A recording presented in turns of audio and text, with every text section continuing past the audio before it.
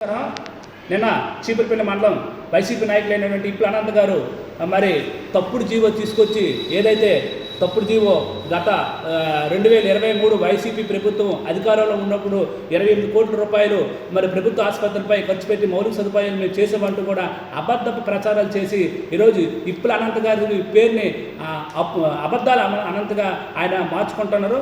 అయితే చీపురుపల్లి నియోజక ప్రజలు ఆల్రెడీ మిమ్మల్ని తిరస్కరించారు. ఇంకొక అంశం ఏంటంటే ఏదైతే గతంలో మీరు తీసుకొచ్చిన జీవో కేవలం పేపర్కే పరిమితమైంది.